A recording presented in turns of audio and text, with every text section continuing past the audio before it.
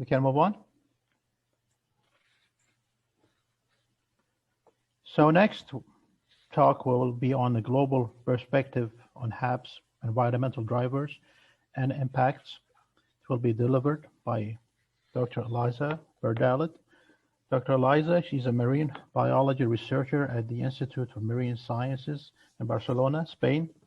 She is serving as the chair of the Scientific and Steering Committee for the IOC SCOR Global HAB program since 2016, and she was a vice chair for the former program GHAB SSC. So, Doctor, go ahead. Hello, everybody. Hello, Dr. Eliza. Hello. Thanks to the organizers and the sponsors of this meeting today, and to all the audience interested in this workshop.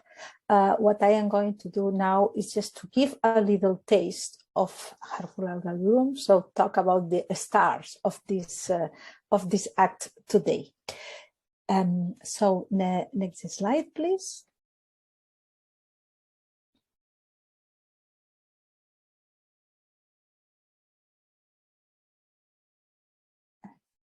Ross, are you there? Hi, yes, I'm here. Just sorry. trying to advance it. Seems to be stuck.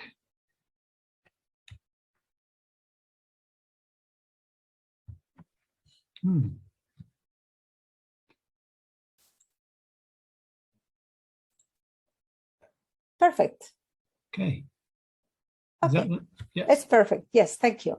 So we go first to define harmful algal blooms, and we focus on this word algae, sensu-lato. So in a broad sense, we are dealing about photosynthetic organisms that produce oxygen and consume CO2. They do this through the photosynthesis using the sunlight and nutrients, essentially inorganic nutrients. We see here this circle, but also there are some that can use organic material, but let's keep it like this by now. In any case, phytoplankton are the basis of the food web. So they are the food for zooplankton, for this krill that ultimately are the food for fish and whales. And then on the left or the scheme, we can see some mussels produced in aquaculture sites, which is the focus today. When phytoplankton die, or through all these food web interactions, there is carbon that settles to the sediments. So phytoplankton are in a central position, facilitating that the CO2 in the atmosphere is sequestered in the sediments. So they are participating on the export of carbon, or what it is also called the biological pump. So we have this picture. So we are dealing about good elements of our planets, the photosynthetic organisms. Next slide.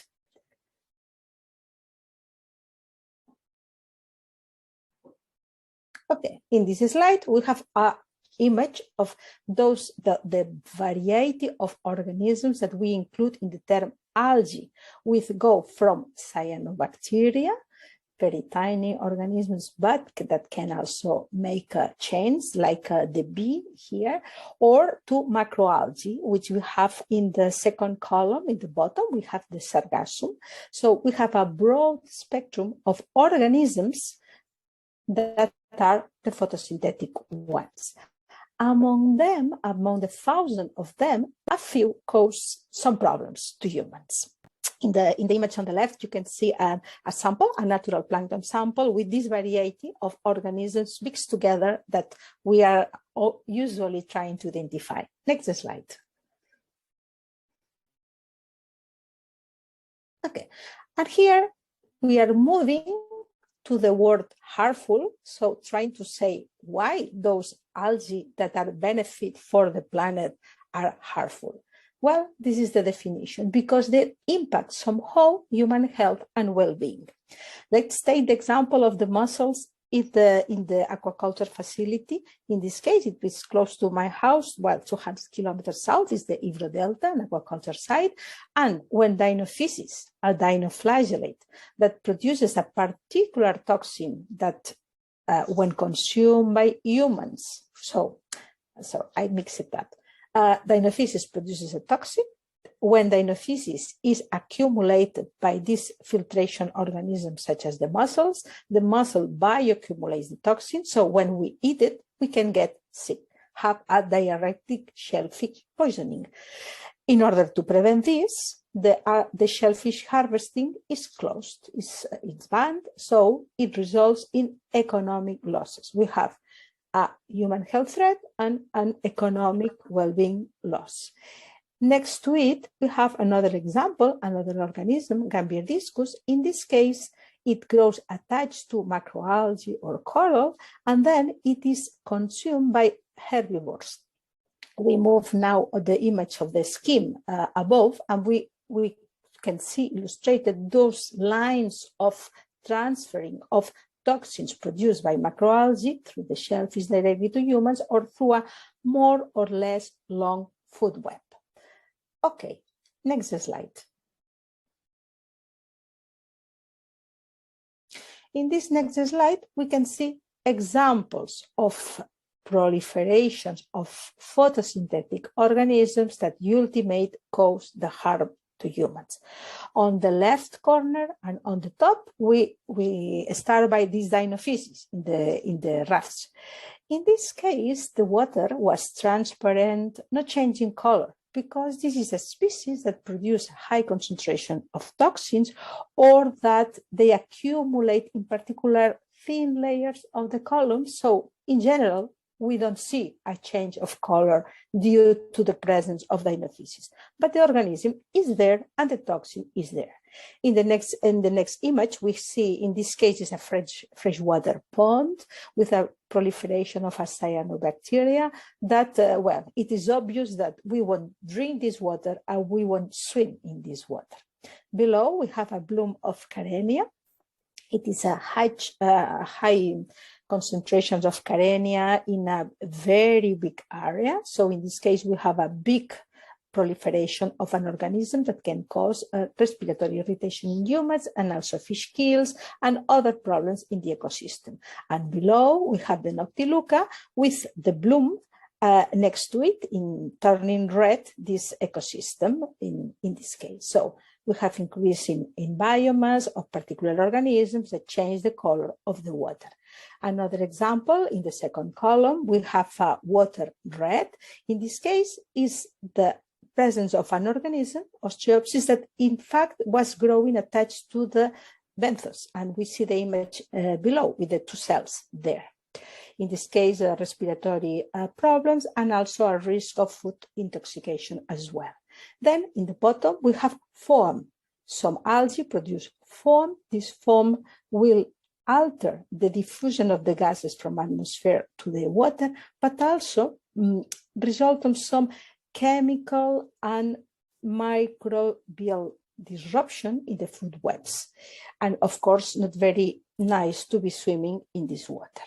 Then on the third column, we have a massive mortality of fishes, also a massive mortality of shellfish, in this case produced by different algae that you can imagine that when we have a change of color, such as in the other images that we are here, when this high amount of biomass, phytoplankton biomass, degrades because the bloom collapses, gets old somehow, the oxygen is missing because the biomass is consumed by bacteria. So fish or shellfish or other organisms in the ecosystem may experience anoxia.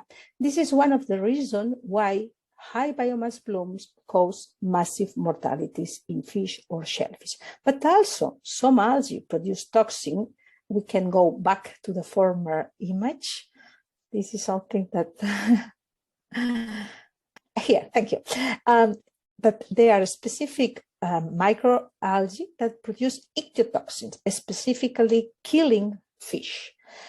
There are toxins that we are learning more that can also alter shellfish. We know less, but we are making progresses about direct effects of microalgae on shellfish. Then in the center, we have an accumulation of sargassum, a macroalgae, and below an accumulation of green algae. In fact, this image from the green algae was taken from a report of a former workshop conducted in Muscat, focused on eutrophication.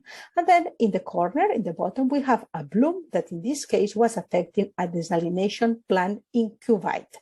You have here reference. This was a very nice and complete report conducted by Don Anderson and collaborators, published in 2017, where you will have there a lot of information about what the impacts of harmful algal blooms on desalination plant, which also apply to the workshop today. And the other report that I was mentioning about the muscat and about eutrophication also is tightly linked of what we are doing today. Next slide. So in summary, we have a cartoon here. Rose, you can click and we will see appearing the shellfish closure, so economic losses, another click, and we'll have this foam, these massive mortalities, another click on fish, another click on the benthos, and then another click on cutaneous impact. So in summary, it allows to say that when you use the term harmful is really an anthropogenic term, not a strictly scientific term. And it is defined because humans perceive those impacts as not good for us. Next slide. Okay. You will have time to read relax about this text that was by Ramon Margalef, and a very excellent ecologist. We had the pleasure to meet, many of us, and at the 18th International Conference on Harmful Algae in Vigo, he just highlighted that HABs are not a new thing concerning the end of the 20th century, but it was all known by native populations that were aware, for example, about the Carenia brevis blooms. And then in the case of the RIAs, also it was known that there were periods where shellfish should not be eaten or collected. And highlight the last sentence, Margalef had a very nice sense of humor, so said, I suppose that when mass cultivation of mussels in the Galician Rias came to be in the hands of relatively inexperienced developers, regrettable events of dispersal of mussels became more frequent, with one particular instance on autumn 1976. Well, since then, we have learned a lot of harmful algal blooms, and we are less inexperienced than in former years. Next slide. Well, what causes harmful algal blooms? Well, we said that the algae are phytoplankton or photosynthetic organisms. So the same factors that determine the dynamics of phytoplankton affect harmful algae. This is a complex scheme.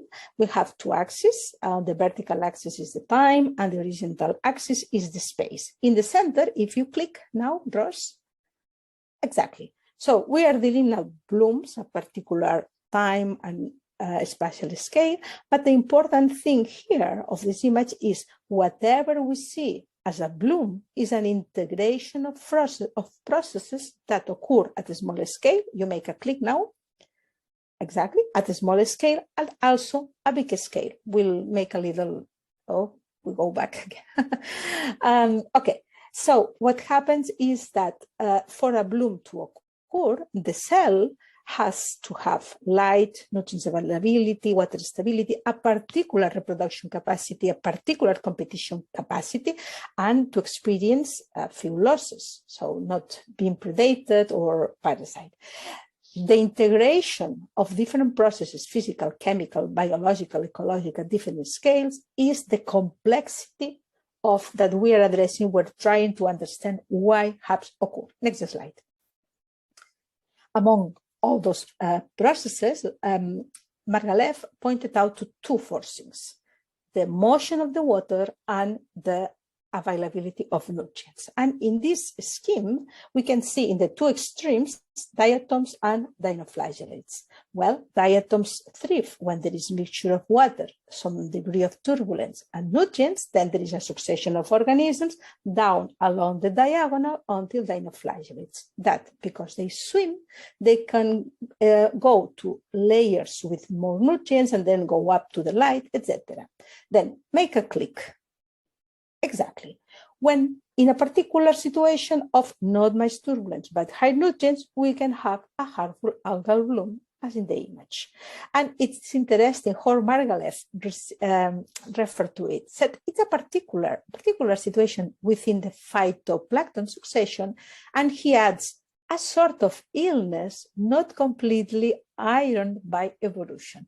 I leave it like this because this will enter into other aspects, but it's very interesting, this point. Next step. So in that previous scheme, we have turbulence. So few turbulence, calm waters and nutrients, we can have a bloom. And this is where humans enter into action, because humans, we are contributing to eutrophication. We are altering the water circulation by harbors and aquaculture facilities. We try to find calm or relatively retention areas, and also we transport organisms from one place to another for culturing, for instance. So we are somehow, we are also participants of those natural forcings, but maybe we increase them. And we increase them in the particular area. So what is important is wherever we have our aquaculture site, we need to be aware on how nutrients, water circulation, the other organisms can come to our site and facilitate or not harmful algal blooms. Next slide. But well, in the former scheme where I showed the different scales, now we are facing a new situation. Okay, we are facing exceptional events. This is the case of the 2015 exceptional bloom of Pseudoniscia along the Pacific coast of America. In this case, this Pseudoniscia is a diatom that produces domoic acid related to amnesic shellfish poisoning. And you can see in the images on the right, the comparison between a period from 2002-2013 with a particular concentration of domoic acid, and on the right, this concentration has clearly increased. Next slide. In 2016, we also had an exceptional bloom of Pseudocatenella, in this case, not a diatom, not a dinoflagellate, another kind of microalgae that killed millions of fish in aquaculture sites in Chile. We'll hear about those events in the next presentations, if not today, tomorrow.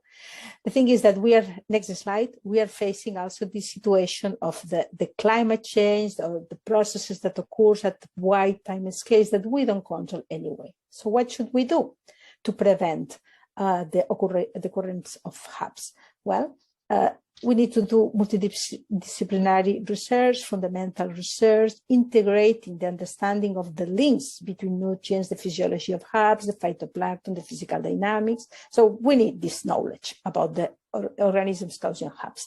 Then we need the multi-parameter time series. We need monitoring. And this monitoring will provide databases that allow to see the trends. This is the basic images, some basic images on how this monitoring can come. There is a spectrum of sampling procedures, next slide, that goes from the in situ to the, for instance, as we can see here, the satellite images that all together. Now we are in the situation of merging all this information from different scales to design the early warning systems for our HABs prevention and mitigation of the impacts. Next slide.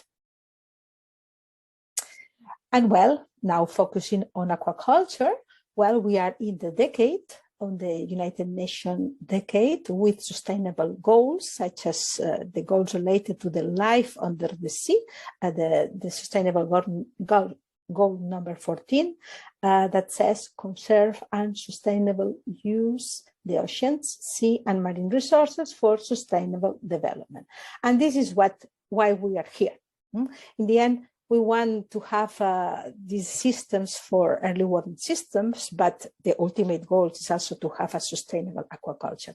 And by coordinating the efforts, we can make progresses and sharing the knowledge. And GeoHub and Global Hub are well, the main aim is facilitating this international coordination. Next slide. So here I leave some questions about that can be addressed during the conversations, so that if HAB events, because they are natural events, cannot be realistically eliminated, but some causing factors can be controlled and their impacts can be alleviated. So we need to analyze which factors related to aquaculture can foster HABs and which are the impacts of HABs in the aquaculture. Then HABs are a global issue. They occur in all the world, in all aquatic ecosystems. That requires international cooperation and local solutions. So what have we learned from different parts of the world? This is why we are exchanging information here, and what can be in particular implemented in the Arabian Gulf, I would say, and it is already implemented. Okay, we are not starting from scratch. And then to integrate those strategies among scientists, stakeholders, and end users, and to integrate in policy decisions. And that's it. Thank you very much for your attention. And I think the last slide is just to say thank you and get involved with Global Hub. Thank you very much.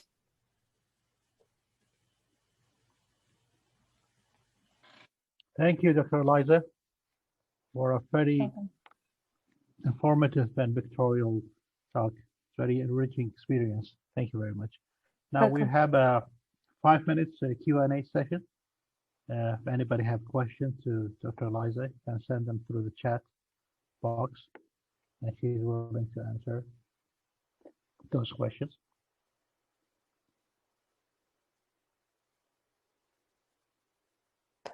A reference book for HABs. There is literature, they are different reference book, but this, yes, we can make a list of literature that we can distribute to the participants along the presentation. This is a good point. Yeah, thank you.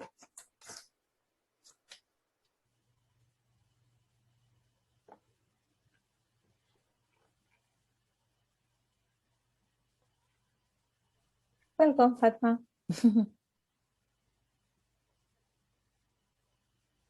And Mufida, Amira, I can see, I am reading now the chat. So thank you to everybody for listening.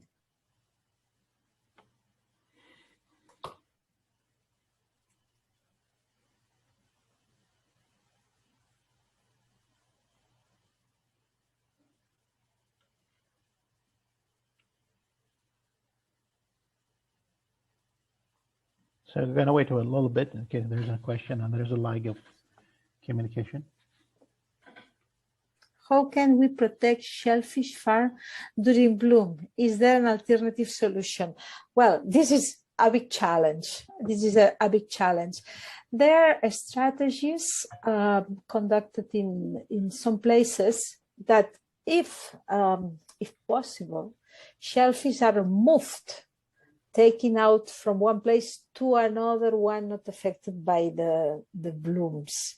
This is something costly, difficult, but I think that some of the presentations tomorrow can talk about those strategies. This is one solution: move the shellfish, which is not obvious, and then it depends on the conditions. Bubbling water, so trying to move. To replace the water with new water that is not containing the bloom, trying to dilute so that the accumulation of algae are washed out from the area, like I say, as bloom. We may hear as well clays as a system to collapse somehow, to to attract the cells and make them settle to the bottom. There are different strategies.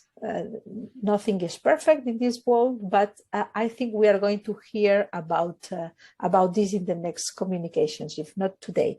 And then how long toxin can stay in shellfish after they consume? Well, this is also a big question. It depends on the kind of toxin. And one of the ways that many people try is to understand for a particular species of algae and the particular metabolism of the culture shellfish, it is different. It may take some weeks. This is why the closures can be big for up to from 1 week, maybe the less, to 1 month, or in some cases, if the algae continue to be present in the system, because mussels, shellfish, are continuously feeding, well, they will continue to accumulate. So it's tricky. It's tricky. It's not easy. Do you have the list provided by Potin? Good. Thanks, Potin. Yeah, Thanks. so we have 2 lists here by... Yes. Potin And do you have any comment on Isaac. massive Noctiluca blooms that we experience in Arabian Sea? In this case, Noctiluca is very particular because it is not specifically phototrophic. It is heterotrophic or mixotrophic. It can eat other organisms.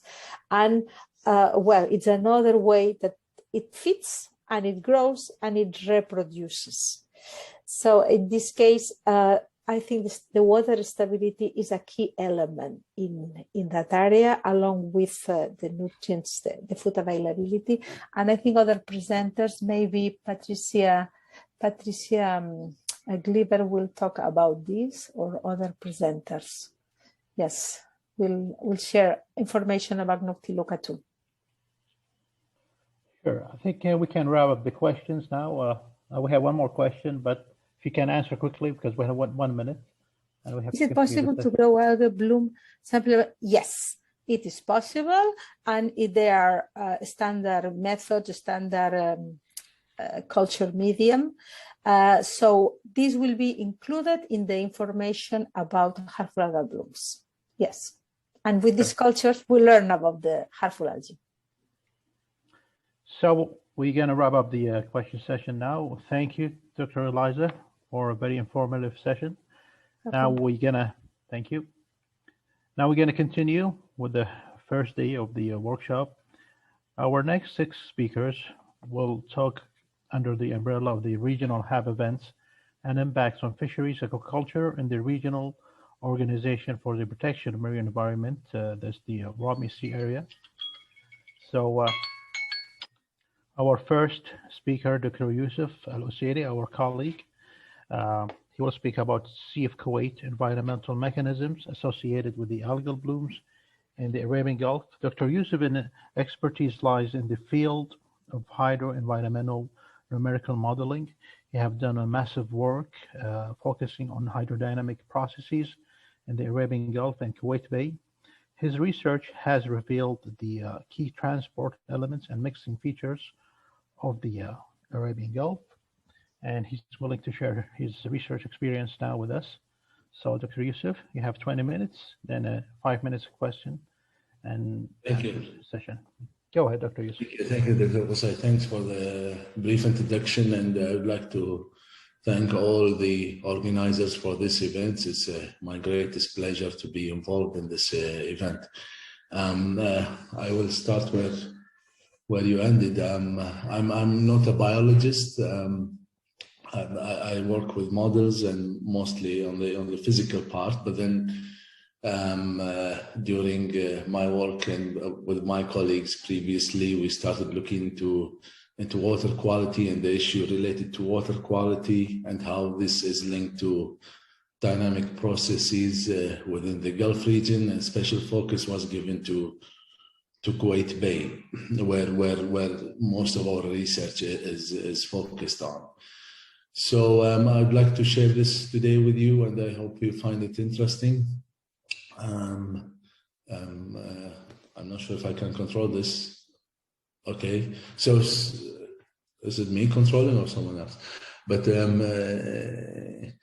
We will talk briefly about the Arabian Gulf, the issues related to the Arabian Gulf and the region, including Kuwait Bay characteristics, environmental impacts related to algal blooms, which again seems to be complex, as Ilsa has mentioned earlier, and then where we are when it comes to forecasting algal blooms in Kuwait Bay as a focus in this area. Next, please. Yeah, so the Arabian Gulf is roughly 1,000 kilometers and in length along its main axis, and has a width of roughly 330 kilometers. Very limited discharges when it comes to freshwater and runoff. Most is focused on the northern tip where Shatt al-Arab lays, and still Shatt al-Arab is suffering for many reasons of a low discharge. So it's a very salty water.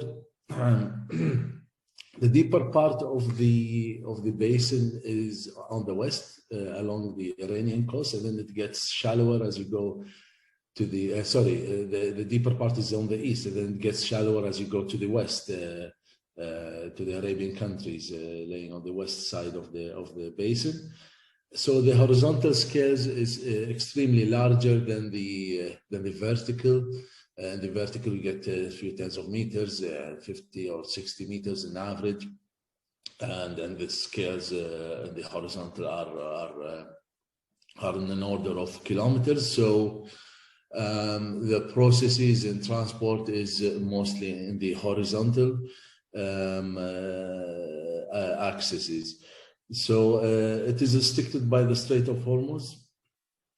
Before it goes to the Arabian Sea, so the residence time is quite high, 3 to 4 years, and the evaporation during summer is extreme. The tides are semi-diurnal, and dominated winds are particularly at the northern part is coming from north. So can you click please the next slide? And the Kuwait Bay is again on the northern side of the basin, so water exchange with the Strait of Hormuz probably is the last, having a residence time within the order of 40 to 60 days, high evaporation, again semi-diurnal. Most currents are driven by the tides, but then we do have desalination plants allocated in the north and the southern tip. Kuwait Bay experience in some cases during neap tides was so-called a reverse estuarine circulation, not an estuarine circulation when you have surface water coming from the top and then exiting through the bottom, but this is not always the case, but in some cases it does do that, but then deriving different elements from the shoreline to the rest of the Gulf. Next, please. So recently in the Gulf, over the past 40, probably 30 years, there was a boom in an expansion in waterfront developments. This is all sorts of waterfront developments, including ports, expansion of desalination plants, leisure cities that involves land reclamation or digging into land, allowing water to intrude into land, and so on and so forth. So this has increased water turbidity. In many cases, it has reduced water quality. There has been a lot of nutrient input through the coast through the western coast of the basin, including micro and microplastics, shifts also in the dynamic, particularly in the alongshore directions, which again has influenced the algal bloom and probably could be a source that cannot be neglected when studying algal blooms. Next slide, please. Also relevant to the economical expansion in the region, particularly on the Arabian side, we've got a lot of oil-related transport. This picture has been taken on the 15th of July, showing all those dots of ships involved in that transportation, tourism, commercial, military, fishery, And recently, I've noticed through a colleague that there has been invasive species coming through the shipment lines into the area, disrupting the original or the natural system in the region. Next slide, please. So coming back to where most of the activities lay, again, it's laying on the western shoreline of the basin, and then when as far as algal blooms and algal communities is concerned, of course, surface water bed interactions would be much larger and much effective when it comes to nutrient fluxes and so on than compared to the deeper waters. And this is what I'm trying to say in this slide. At the western coast, the shallow water is quite interacting with the sediments and have some issues related to the algal blooms. Next slide. Yeah, this is the stresses. Sorry, next slide. Yeah, and then of course, when it comes to waterfront developments, causeway and so on, it lead in many cases to high residence time at a smaller scale where those projects are laid, relatively longer transport time scales of different elements, including nutrients, which promote algae to grow, entrapments and accumulation in some cases, and lower water exchange. Of course, shifts in mixing and dispersion regime of the area, and therefore over time, it's not an instant issue. It accumulates over time, and then you see algal bloom in the area. This is a major issue when it comes to waterfront developments, which are made for economical growth, and then all of a sudden algal bloom occurs along the shoreline where those projects lay, which again would affect the economy.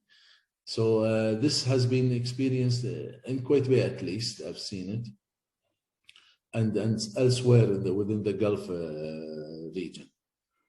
Of course, sediment adsorption and desorption has been poorly understood in these cases. Mechanisms associated with the shallow water interactions and cohesive and non-cohesive sediments in some cases are poorly understood, and it is a real challenge when it comes to understanding the algal blooms. Next slide, please. Another factors related to algal blooms are river runoff and discharges. As you see on the right-hand side, the green part is chlorophyll, and it's coming from Sharq al-Arab. And you see in some cases during the same period of the year, the green part is occupying larger areas compared to other periods, other years in same periods. And this shows that the pattern of the runoff is quite unstable, and discharging fresh water into a very salty water indeed would have shifts in the algal growth and the algae community. This has been probably associated with climate change.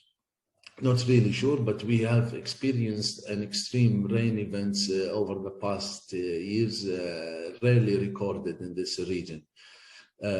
Also, we have recorded in Qisr the extreme sea surface temperature. It was the highest amongst the world. It was in 2020. Sea surface temperature in Kuwait Bay has reached 37.6 degrees. and it was associated with algal blooms again and large fish kill events. One particular component here that is still not understood is the dust storms, as you see on the left-hand side of the slide. Dust storms has been more frequent over the past years due to the desiccation of the marshland up north in Iraq, and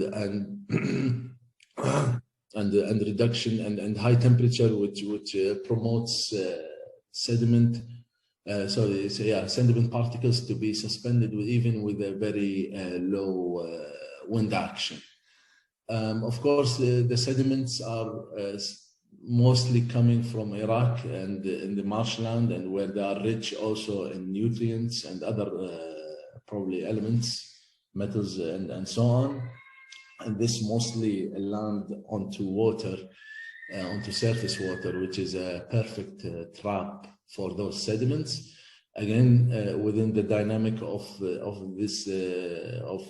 water of the particularly Northern Arabian Gulf, it settles into different regions and exchange elements within the overlaying water.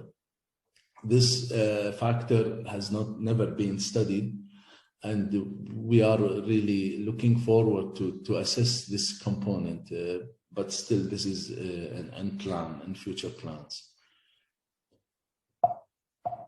Next slide, please.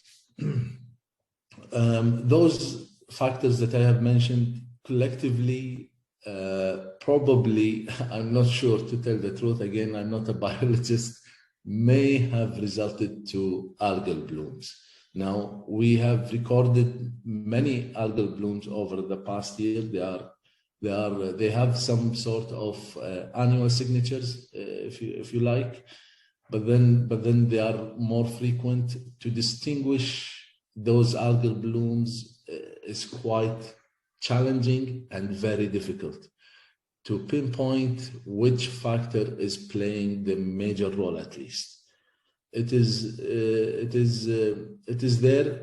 We are trying to find out how the component explained earlier slides are playing a role into the region, and more specifically into Kuwait Bay. I would say in Kuwait Bay we are very lucky because we understand the dynamic of the region in a fair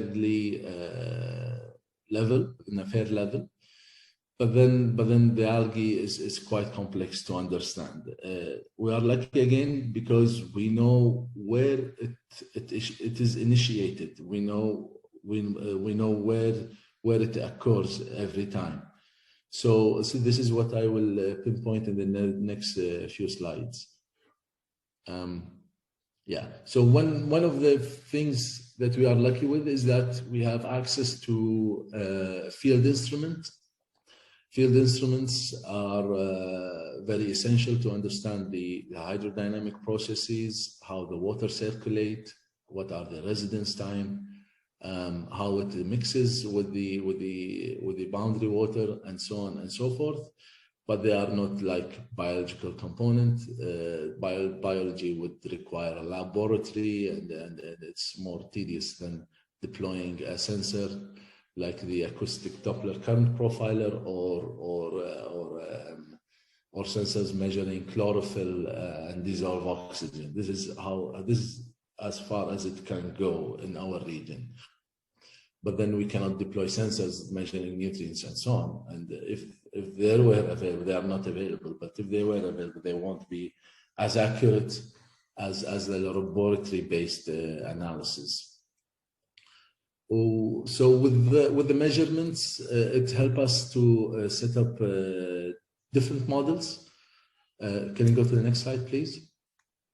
Those models, again, are set on different levels and grid configurations, focusing on different areas within the Gulf, particularly on Kuwait Bay. Models, again, have their limitations to understanding the complexity of a given system. The computational capacity is okay at the moment with the normal computer, but then supercomputers come into play where you can really cover large areas with your grid. There are some numerical assumptions made when it comes to hydrodynamic modeling. Again, modeling, calibration and validation is again a challenge, but not necessarily for the hydrodynamics because of the earlier mentioned reasons. And model schematization, this is a real challenge when it comes to water quality. So in KISR, we have really established a good understanding of hydrodynamics in the Gulf. Of course, there are many literature on the Gulf related to the hydrodynamics. Our focus was on Kuwait Bay. This is because of the data availability, well-defined mathematically, all those governing equations of flow and so on are really well known and accurate to simulate currents, water levels, pressure gradients, and so on. And sensitivity assessment, of course, to any given parameter, numerical parameters are relatively easy to conduct. But when it comes to water quality and algal blooms, data are very scarce. There are some complex kinematics, and here what I mean is that explanation and description of how different nutrients interact and the competition amongst different groups of algae within the model are difficult to express. They are there, but then they are not tailored to a warm basin like the Gulf. And it's also difficult to force water quality models in general, and of course Arabian Gulf in specific, because again of the data availability. Sensitivity assessment in this case is also difficult to conduct. 3 minutes, I will rush. Okay, next slide. So with the models that we have, and that we also worked with other collaborators, we understood the hydrodynamics of the Gulf very well and how the hydrodynamic features interact with the smaller basins. Of course, we identified also the along-shore currents, estuarine circulation, reverse estuarine circulation, and so on. So the transport regime is relatively well known. Next slide. And also in Kuwait Bay, the Gulf model, of course, enabled us to force smaller models like Kuwait Bay and give a special focus. Well, in Kuwait Bay, as I said in the beginning, we do experience a reverse estuarine circulation where the flow coming from the surface and leaving from the bed. And indeed, we assess different scenarios. We can understand the exchange rate of the basin, and of course, the exchange rate would affect the algal growth. The longer the water remains, in many cases, the algae would grow. So we understand that the wind plays a significant role in flushing Kuwait Bay, and therefore we do have different understanding on different conditions, variability, how this varies seasonally, and so on and so forth. Next slide.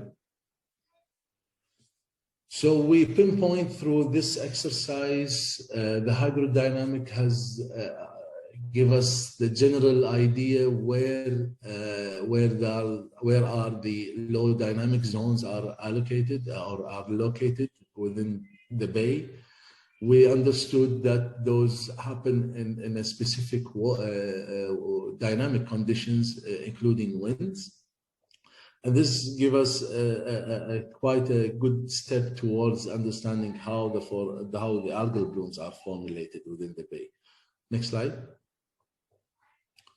So we looked at the historical events, and we tried to set a very basic model It is a DO model where the expression of different kinematics are very simplistic, and algae terms are lumped into one. And then we try to force the sources. We do have the red dots there are the outfalls that discharge unsystematically. And we've seen that most red tides really occur nearby. Along with the hydrodynamic model, we try to model hypoxia, which is also related to algae, say indirectly. Next slide. And we found that most hypoxia incidents occur in that specific area. Although this is not algae, but then this is hypoxia that is also related to algae being using and consuming all the or most of the DO levels in that zone. So we looked at some incidents and we tried to improve our model. As you see down, this is the validation for the DO.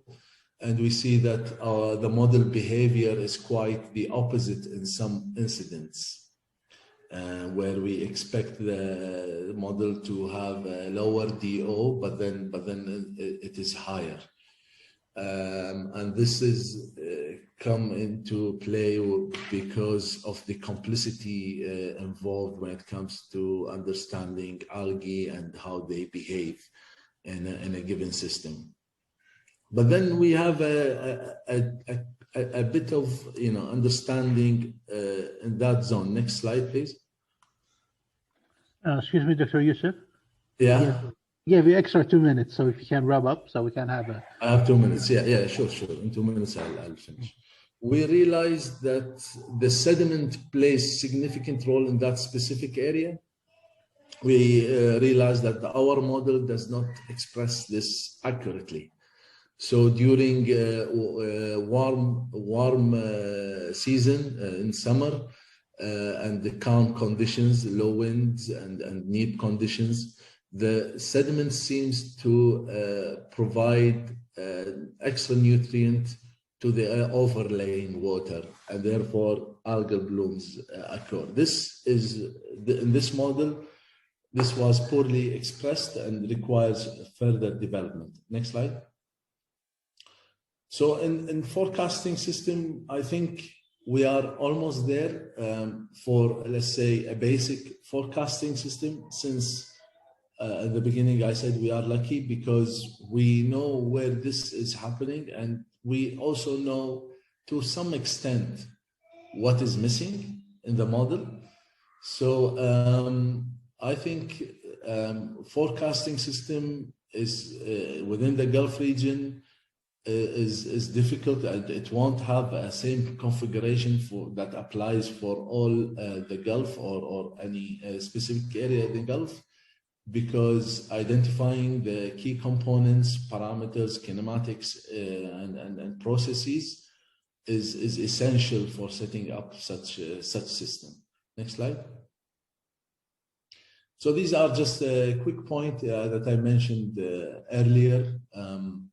I think one of the key that has been recently used in many cases in many areas of science is deep learning models. Still, we didn't reach that level, but then probably it is something that we should start exploring since we have the fundamental understanding of our area. Next slide. Thank you very much. Next slide. Sorry, these are the references. Thank you very much for the time, and sorry if I went beyond the time limits. Thank you, Dr. Yusuf. Your marvelous work shed a lot of insights on this topic, and I've collaborated with you many times, and your work is, again, I repeat, marvelous, and we gain a lot of knowledge from the numerical models that you have provided, and we're looking forward for your participation in this future research. So we will have a Q&A session here. If anybody have any question to Dr. Yusuf, kindly. We'll take 3 questions because we have to move on. We have more speakers, then we'll have a break. So yeah, if anybody has any questions, or you can send it to Dr. Yusuf later. Let's go ahead. I see some questions. Are they relevant to the, let's see. The first one, it's for everyone. Can you detect optically turbidity of water during storm? Yeah, you can do this. There are some sensors that can do this optically, but then you need to verify it with some samples because of the organic matter. Sometimes they do deteriorate the readings. So sampling alongside with the measurements from an autonomous sensor is quite useful to understand the turbidity, particularly in a shallow region. What are the favorable conditions for algal blooms? Well, in Kuwait Bay, we realize a wind blowing probably from east, which is very rare, and then neap conditions during summer. These are very favorable for nutrient influxes from the sediment, I would believe. It's not been studied yet, but then we have some evidence that these conditions are favorable for algal blooms.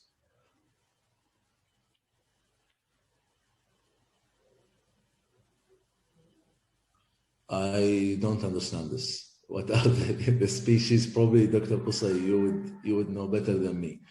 I wouldn't say much on this species name.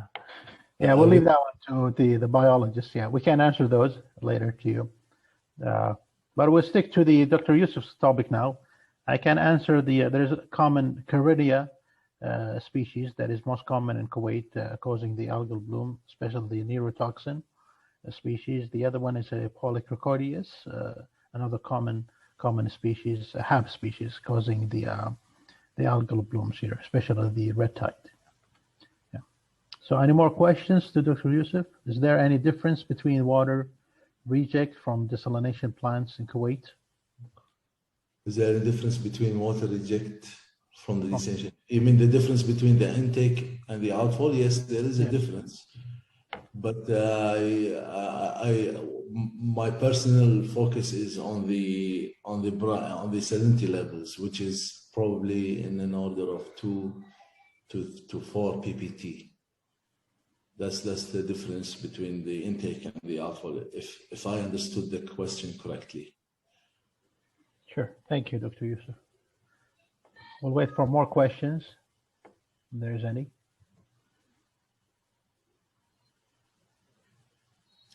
Yeah, the model has been applied. The same model we used to model the Gulf scale and Kuwait Bay scale. It's Delft 3D, Delft FM. We use curvilinear grid and also we used the flexible mesh. Previously, we used different models, also Divast, LCOM, and so on.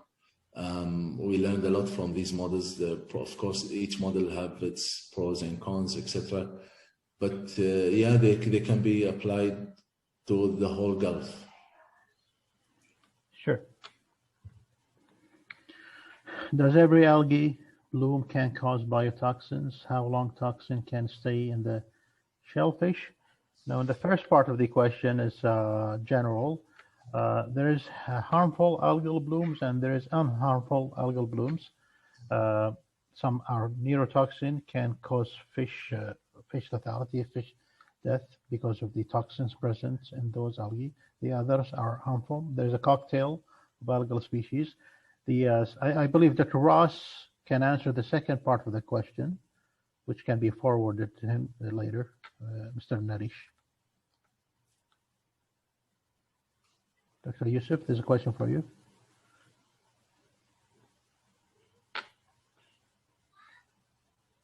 For the diurnal change of dissolved oxygen. I'm not sure if I understood the question, to tell the truth. But then we use, yeah. Well, the model covers a spring leap cycle, which includes a diurnal change. I mean, I'm not sure, which includes the normal tidal conditions. So the plume where the parcel where it has the hypoxia move with the tide and progressively get mixed and washed away. Mixed with the water, and then reduces, increases in dissolved oxygen. So yeah, it covers. We modeled the full summer for the dissolved oxygen. The period that we focus on normally is summer. This is where hypoxia get depleted.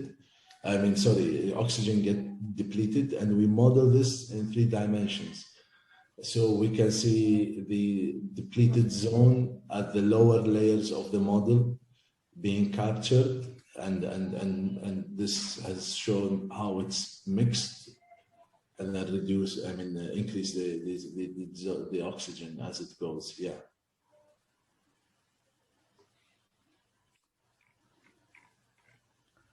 Sure. I think we can wrap up the Q&A session. We can move to the next speaker. Thank you. Yeah. Thank you, Dr. Yusuf, for such an informative talk. We're looking forward to collaborate with you and the rest of the team. Thank you again. Sure. Thank you. Thank you.